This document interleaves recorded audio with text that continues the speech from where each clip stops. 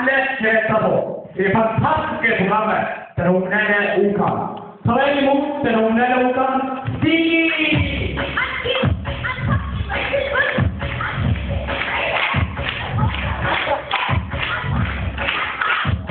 Og velkommen til Stig. Hvor føles det nå? Det føles helt på hvordan var først og sterkere. Ja, her gjelder det garanti. Hvordan ser det ut? Jeg spiller absolutt viktigste. Spenningen stiger. Hormonene er en par følger.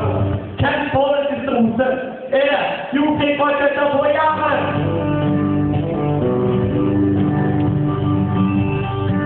Lenge båter, det er det traktor, og jeg fikk hester. Er det Cowboy Leila?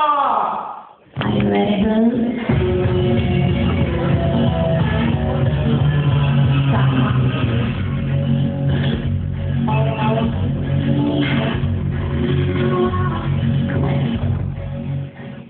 Er det Yo-Ko?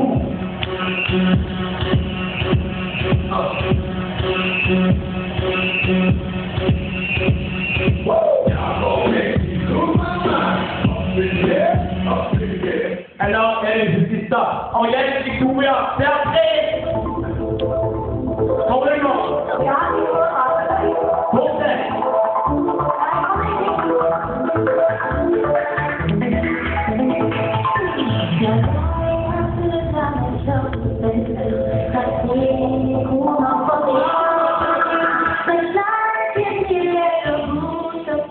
Så skal jeg avgjøre øyeblikkom. Når det er sjansen på at jeg stiger.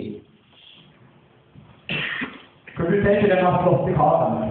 Hvis jeg merker meg som får han mye jordrettsmiddag, og jeg liker godt å slå Norge rundt en seksuøte.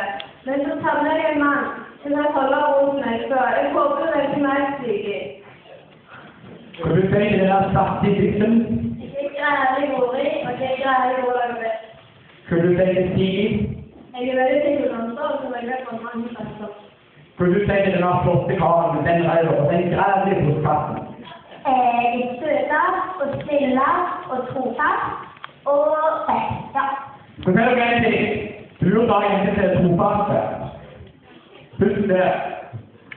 Ja, da kan du få fortelle litt om rikene her. Jeg har jo gjort fra støtter på gjerdet. Du vet jo ikke blinde. Jeg får ikke ned det. Det har vi cowboyer. Du vet jo ikke helt.